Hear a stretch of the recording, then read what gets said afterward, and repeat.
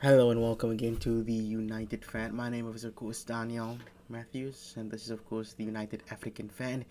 And yeah, it is a 3-1 loss to Aston Villa at Villa Park. And honest to God, I don't really have much to say. No, that's an absolute fucking lie. I have a lot of words to say. First of all, the team entirely was just screwed up. The team, no, actually, where do we start with this? Okay, first of all, how did the selection go? We did do a pre-game thoughts. We did do a video discussing my thoughts in regards to all of the players and their starting and their positions. And so I'm just gonna say, I was kind of right. Rashford was completely ignored and disappeared. Wasn't really his fault. He just didn't get a lot of service. Garnacho got a ton of service, but he made really basic mistakes in regards to holding position. But I don't blame him. I can't really blame a player for making those kind of mistakes, given that they aren't really. Well, this is actually their first Premier League game where they've actually started, and there's nothing really I can say about it. I can't really blame him for making those mistakes. He can only learn through training and, of course, experience. So I'm not really going to put a lot of blame on him. Ronaldo disappeared as he does most games. Again, not really his fault. He doesn't get a lot of service. He tried to do his best, but this team is not really catered for Ronaldo kind of player. Even if we had, I don't know, who could we have? Mohamed Salah in the centre forward position, he still wouldn't get as much service as he should. Ronaldo just isn't suited for the Ten Hag system, and yeah, that's just how Ronaldo's going to be functioning for this from now onwards. He's not going to be scoring a lot of goals. He's not going to be doing much but attracting players to his position and getting into fights with Mings, which he did today. Which was for me the anger. The frustration was a good thing to see because that meant that they didn't just accept the reality that they suck. They knew that they sucked and they were upset at their own performance, which was good. Van de Beek completely useless. That guy. I know a lot of people are like on the roller coaster of we shouldn't really criticize the player because, or rather, we shouldn't be player FC and we shouldn't. Well, that's what Mark Goldrich says from the United stand, and I say to that, nah, he's just not. It's an unfortunate situation.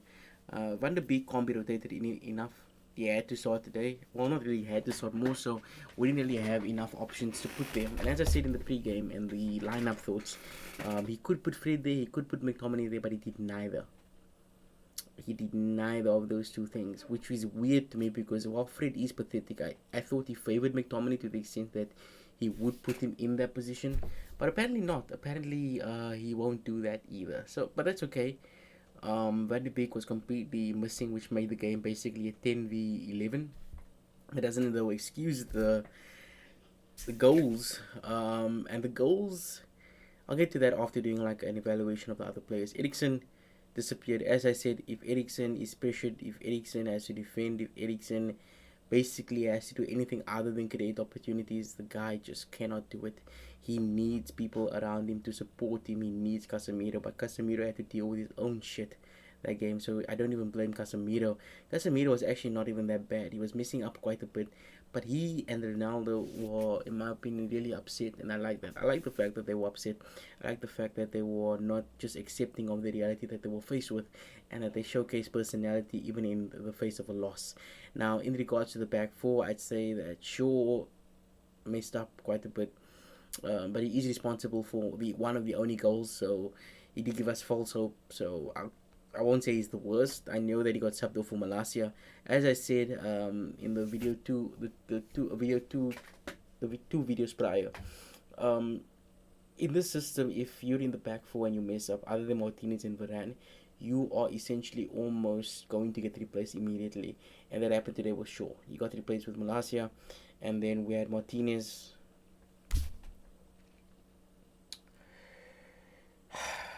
Martinez today didn't have one of the best games, but it just goes to show how important Martinez is for the back four and how important Martinez is in ensuring that the team doesn't have issues in regards to clean sheets, right? He's probably one of the biggest reasons why we always have for our clean sheets in the past couple of games. Well, he's probably one of the reasons why we have had such a solid defense. It was Martinez, and today he was off the pace, and I don't really blame him. I don't really he.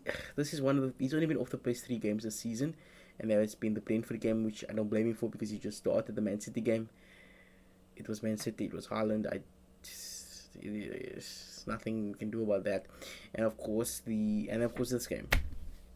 And even though he was off the pace this game, he wasn't really that bad. But even him not even being that bad is such an off-putting thing for the team because the team needs him to perform every game, and I don't think that's fair on him.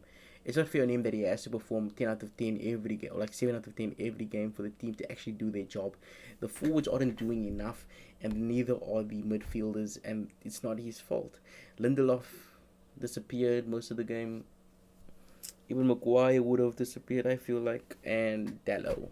Ooh, put in all the hard work, but hey, it just wasn't there. Hey, it just wasn't there. Now, in regards to De Gea, and the goals that he conceded, I don't really know how to I don't really know how to respond to it because some of them weren't necessarily his fault. The first goal wasn't his fault in my opinion because he was so out of left field and he was so uncovered. I don't really blame him. I blame him like 50-50 or like 60-40. I blame him for that mistake. I wouldn't really say that he was the main reason for those goals. The second goal, with the absolutely perfect free kick into the corner, was just textbook. He wasn't going to save that. If he did save that, he'd be absolutely marvelous at his job. And that is saying quite a lot. Or expecting the A to do that is expecting quite a bit, especially from the Real Sociedad game and especially after the the West Ham game where he put in an absolutely marvelous performance. So I'd say that that those 2 games, I don't know. The main issue for me is tiredness. The main issue for me is tactics. For me, the tactics are just not good enough. The tactics of being trying to play possession football would work, and I also agree with it, and I love to see it. But the issue is the players can't do it. Um, they can't handle the pressure of possession football. Eriksen can't handle the pressure. Garnacho can't handle the pressure. Van de Beek disappears. Rashford can't play on the right. When he went into the left, he did way more than he did on the right. Casemiro can, but Casemiro is the one of the few that can. Martinez can. Lindelof maybe. Sway, if you want to say it like that. Maguire, not so much. Dallo, yes. And Shaw, kind of, yeah. But the team today just seemed really off it. They just seemed off the pace. They just seemed lackluster. Overall, the entire energy was just down, and I assume that was to be due to the reality of the games that they've been playing and also just being tired. I assume that this is just being tired, but that creates a bigger problem moving forward because it's not going to get easier from now onwards. It's not going to get easier for most of them. Casemiro, Shaw, Eriksen, I also believe, Rashford, Ronaldo, Garnacho, not so much. I don't think he's going to have a time at the World Cup. Dallo definitely, Martinez most probably, De Gea no. So that from our starting lineup, about let's say 1, 2, 3, 4, 5, 6. 6 of the 11 are guaranteed to start for the country at the World Cup. Yeah, then we also got people on the bench that are gonna start, and it's just a clusterfuck all around. Martial, Ilanga came on, and they tried to do something. They tried to make something work, but unfortunately for them, that's just not how it works. They came on a little too late. I understand why he didn't want to put Martial on. I understand why he tried to reserve the player due to his rather due to his lack of he's injury prone. So him being injury prone creates a bigger problem in this reality. Now we are going into the Carabao Cup game, our first game in the Carabao Cup, and I think from that we can just try to rest a lot of players. But who do you rest, man? Who do you rest? You can't rest many of these players. And the people you can rest were never gonna do much to begin with. Now you can rest, but what does that do for you? Rashford you can rest, but you need Rashford as a left winger. Rashford should not have been on the right. Garnacho should have been on the right. Why do I say that? Because Rashford is a surety on the left, or rather, he's a bigger surety than Garnacho ever will be on the left. Up until Garnacho starts to prove himself to be good in that position, he needs to be on the right. It's better to do that, right? It's just way better because it doesn't make sense. Because by keeping Rashford on the right, you have essentially made the forward three. You've made two of the forward three unsureties because you've put Garnacho there and you can't rely on Garnacho. You know Rashford isn't good on the right, so why not just swap them around and keep two of them at least as some kind of surety? Ronaldo isn't going to do much for anyone. He's not going to do much for in a. I'm not going to say Sunday League, but you can't rely on Ronaldo. But who do you replace him with? If you put Martial on, Martial is so injury prone that you're basically going to have to use Ronaldo anyway. Ilanga comes on. Ilanga comes on to replace Garnacho. Rashford takes up Garnacho's spot.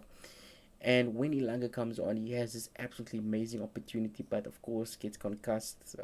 Not to blame the keeper, but yeah, he gets concussed after a beautiful crosswind by, I think, Rashford. So this is actually just a shit show altogether. And it's going to get worse everywhere around. It's going to get worse in the Premier League because if we can't win against Aston Villa that had a 4-0 loss last week, of course they did get a new coach, and that coach is probably having the best day of his life with the board and the fans because he basically got them to a 3-1 victory over Manchester United. They are Aston Villa, who've been doing pathetic. Must suck for Steven Gerrard to see his team perform like that after his loss, but yeah, they aren't really bad. A lot of the goals were just textbook FIFA goals, I would say. Goals that you think would always happen, but they don't really translate into reality all that much, but they did today. And the team is just tired. The team is just not there. And like I said, the lack of depth in the positions creates a big issue. Because, as I said, in the back four, Martinez is currently tired. Who do you replace Martinez with? Who? You can replace Shaw with Malacia. You can replace Dallo with... Who the fuck can you replace Dallo with? I don't even fucking know. You can replace Lindelof with Maguire, but who do you replace Martinez with? The only person of equal skill to Martinez is Varane. Varane's better, of course, but... So what do? Eriksen. Who do you replace Eriksen for? Who do you replace Eriksen with? Fredo McTominay? But those two suck. Casemiro, you can replace him for McTominay. McTominay will do a decent job, but not great. And Van de Beek. Oh my god.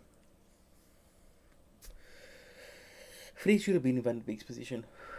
I've heard that kind of comment, and I agree with it entirely. Fred should have been in Van de Beek's position.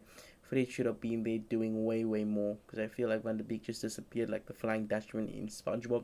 If you've never seen the SpongeBob show and you don't know who the Flying Dutchman is, he's essentially a ghost. Which perfectly sums up Van de Beek on that pitch. A ghost. Hey, I can't blame. So, all in all, I take this performance and I call it a solid 3.5 to 4 out of 10. And again, I must say, Eric Ten Hag's tactics are just weird to me sometimes because I understand that he's trying to rest players. I understand he's trying to conserve energy, waste out the opponent's energy. But as I said after the Real Sociedad game, if the enemy, if the opponent or the enemy team is confident enough to take the game to us, we just lose. We just struggled insignificantly. That's because our midfield isn't that good enough to handle pressure because we have Eriksen. Casemiro is good enough to handle pressure, no doubt, but our back four is good enough to hold the pressure if they're in good form. But our front three, our front three can't do it, man. We need finishers. We need good finishers. We need good players up in the front. We can't have these players. These players are not good for us. Rashford needs to play on the left, and the only reason Rashford isn't doing as good as he can is because he's keep having to change positions every game. The guy just can't catch a break. He doesn't. I don't even think he knows what role he's going to play. Because every game it's different. Every game it's something else. Every game he has to either play a centre forward if they want to rest Ronaldo. He has to play left wing. He has to play right wing today for some reason, which I think was the first time this season. How the hell do you cope with that? And the saddest thing was, if we won this game, then it would give us some leeway to try something else. Because right now, Liverpool's beating Tottenham Hotspurs. And if Liverpool beat Tottenham Hotspurs and we had won this game, I think it would have pushed us up into the top 4. Being in the top four then would allow us some leeway because the next couple of games we shouldn't lose. But right now, I don't know what we should and shouldn't lose. Right? I don't know. I genuinely don't know. I'm watching Tottenham Hotspurs here and I'm just thinking to myself, what the fuck have we been doing? We win the Tottenham Hotspurs. We win against Arsenal. We win against Liverpool. We lose against Man City. We draw against Chelsea at Stamford Bridge. These are not pathetic performances, but I think like it's just tired. It's just gonna get worse now, man. So yeah, that's essentially how I see it. That's essentially what I'm thinking. That's essentially how everything is looking to me. You may disagree. If you do, kudos to you, bro. I just lost. Much like Van de Beek, I just disappeared after that game. I just tuned out. I did make a few TikTok videos, the UAF on TikTok, so you can go check that out. But I don't know what more to say. I don't know what more to say. What can be said that hasn't been said already, hey? Anyway, glory, Man United.